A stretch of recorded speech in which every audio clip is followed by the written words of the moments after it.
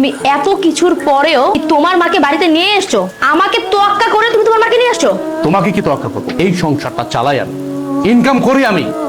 আমি 5 তলায় বসে এসির বাতাস খাবো, আর আমার মা রাস্তা রাস্তা চা বিক্রি করবে, ভিক্ষা করবে, সে গাছের নিচে থাকবে। দেখো, এই সংসারটা আমার, এই সংসারটা আমি মেনটেন করি, তাই আমি যা বলবো তাই হবে। আমি তোমার মাকে নিয়ে থাকবো না এই বাড়িতে। কে কার সাথে থাকবে বা না থাকবে এটা একান্ত ডিসাইড করবো আমি। তুমি ডিসাইড করার কে? কে তুমি? আমি তোমার বউ। এই বাড়িটা আমার, আর এই সংসারটাও আমার। এই সংসারের সব দায়িত্ব আমি পালন করি, তুমি তো তেমন কিছুই করো না। সো আমি এই সংসারের যে ডিসিশন দিব সেটাই ফাইনাল। আর তোমার মা তোমার ছোট ভাই ঘরে টিকতে পারেনি, আমার ঘরে কেন টিকবে? হ্যাঁ, তোমার কি মনে হয় যে উনি অত ভালো একটা মেয়ের সাথে টিকতে পারলো না, আমার সাথে টিকতে পারবে? কখনোই না।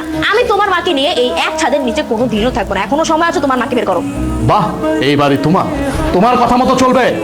এই বাড়ি আমার, আমি আমার টাকায় কিনেছি, পরিশ্রমের টাকা দিয়ে কিনেছি। আর চাকরিটা করতেছি পরিশ্রম করে, কিন্তু চাকরি করে টাকা উপার্জন করে। হ্যাঁ, মানলাম তোমার বাবা আমাকে চাকরি দিয়েছে, সে অনেক সহযোগিতা করছে, আমি প্রয়োজনে তার টাকা দিয়ে দেবো। কিন্তু তুমি কোনো কথা বলবা না আমার মার বিষয়ে। আমি বাইচা থাকতে তোমার মা এই বাড়িতে থাকতে পারবে না। আপনার মেয়ে আমার মাকে এই বাড়ি থেকে বের হয়ে যেতে, আমার মাকে সে সহ্যই করতে পারতেছে না। আপনি জিজ্ঞেস করেন কেন আমার মাকে সে সহ্য করতে পারতেছে না? আমার মা গরিব, এই জন্য। আমার হাজবেন্ডের অবস্থা দেখছো? ওর এই ফকিন্নি মাকে বাড়িতে নিয়ে আসছে।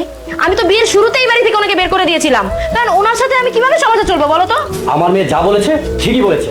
তোমার মায়ের বেশ পোশাক দেখেছো কি নোংরা?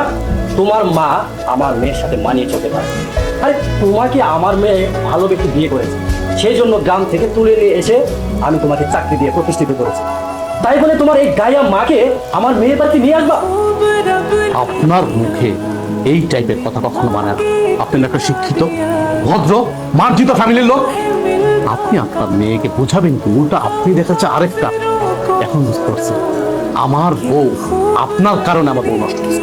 আপনার মতো বাবা যে ফ্যামিলিতে আছে, ওই ফ্যামিলিতে কখনো সুখ আসবে না।